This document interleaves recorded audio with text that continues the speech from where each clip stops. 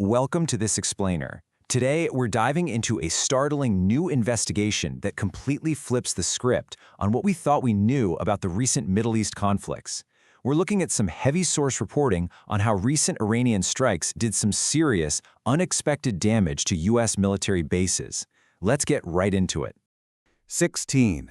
That is the number of American military installations hit across 8 different countries. We're talking about a massive scale of destruction. And according to the investigations we're analyzing today, it's a scale the Pentagon initially downplayed. We aren't just talking about a stray missile hitting a remote outpost. This was the vast majority of America's military footprint in the entire region. And right here is the absolute core tension of this story. If you look at official reports, they claim forces remain fully operational. But when you look at the ground realities uncovered by journalists and defense sources, it's a totally different picture.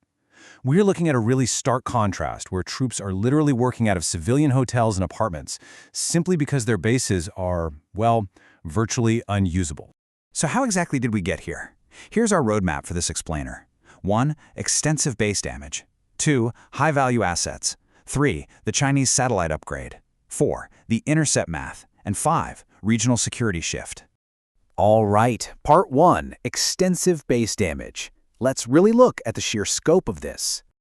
The specific locations hit are absolutely staggering. Major hubs like Kuwait's Camp Buhring, a place people used to describe as a bustling American microcity, well, reports say it's nearly empty now. Then you have Naval Support Activity Bahrain, literally the headquarters of the U.S. Navy's Fifth Fleet, and honestly, perhaps most shockingly, Qatar's vital Al Udeid Air Base.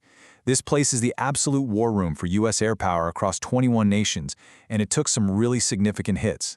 Moving to Part 2, high-value assets, because this wasn't just spray and pray. The really crucial takeaway here is that these weren't random blind attacks at all. This was a highly systematic campaign aiming right at America's most critical and honestly difficult to replace military assets. They systematically dismantled the eyes and ears of the Gulf. First, they took out a Boeing E-3 Sentry, which is a massive aerial surveillance aircraft. Second, they obliterated these crucial radomes. Think of those as giant protective bubbles for vital satellite data transmitting equipment.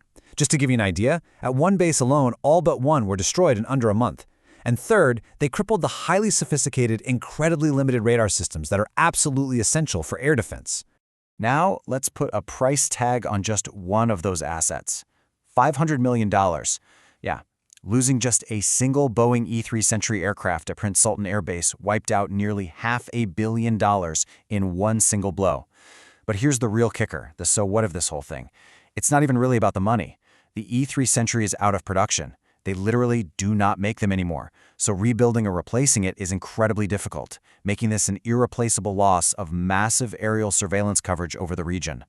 Which brings us to Part 3, the Chinese satellite upgrade. How exactly did they get so precise? The answer to that precision lies right here in something called the TE-01B. According to the financial reporting we're looking at, this is a highly sophisticated Chinese satellite that Iran secretly acquired in 2024. And guys, this completely leveled the technological playing field. For the very first time in American military history, the U.S. was fighting an adversary that could look down and see American military bases with nearly the exact same precision that America uses to see its own. The visual leap here is just staggering. Before the TE-01B, Iran was basically relying on these blurry, low-resolution images. Vague shapes where you might guess, hey, maybe a base is down there. But post-TE-01B, they got access to crystal-clear, high-resolution imagery. We're talking about the ability to see individual parked aircraft, pinpoint specific radar installations, map out individual structures. They weren't getting lucky. They knew exactly what they were aiming at. Okay, Part 4, the intercept math. And this is where the numbers get a bit terrifying. So American air defenses actually performed incredibly well during these strikes. They managed to intercept around 95% of the incoming fire. 95%, that sounds like a massive win, right? But that remaining 5% penetration rate was literally all it took to inflict this completely unprecedented level of destruction. A mere 5% failure rate translated directly into 16 damaged bases, a lost $500 million aircraft, and crippled radar networks. And recovering from the damage caused by that 5% is where we start seeing some major contradictions in the sources.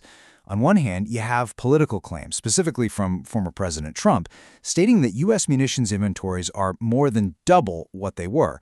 But when you juxtapose that against reports from defense think tanks like the Center for Strategic and International Studies and various congressional aides, they're warning that the U.S. is actually facing a very limited supply of long-range munitions, things like Tomahawks and anti-ship missiles. So repairing all this damage relies on some highly contested and strained supply lines. The actual financial toll is equally debated. Officially, the Pentagon estimates the cost of this conflict at $25 billion.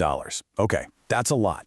However, congressional sources point out that this official number excludes the massive cost of base reconstruction. When you actually factor in rebuilding that virtually unusable infrastructure across those 8 different countries, those congressional estimates double. They sit somewhere between $40 and $50 billion. Finally, Part 5, Regional Security Shift. Let's look at the global alliances. The ripple effects of this are fundamentally altering global alliances in real time. Look at this quote from a Saudi source. The alliance with the U.S. cannot be exclusive and is not impregnable. Sitting ducks. Think about that. Saudi Arabia, America's longest-standing Arab ally, has realized that these once impregnable fortresses are actually highly vulnerable. When U.S. bases are seen as sitting ducks, it naturally prompts a massive strategic hedge. It pushes traditional U.S. allies to start building backup security relationships with countries like China and even Russia. And the long-term strategic implications here stretch way beyond the Middle East. Defense analysts are issuing a huge warning.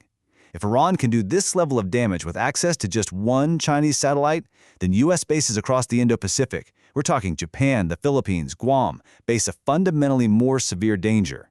Why? Because in that region, they wouldn't just be facing an adversary renting time on a single satellite. They'd be facing China's own extensive native networks and their vast direct capabilities. Which leaves us with an absolutely critical question about the future of global military supremacy. If a 5% penetration rate, aided by just a single satellite upgrade, caused this much destruction across the Middle East, what happens in a conflict with an adversary that possesses vast, fully integrated satellite networks of their own? Thank you so much for joining me on this explainer. I really hope breaking down these sources help clarify the sheer scale of what's happening. Think about that final question and keep learning.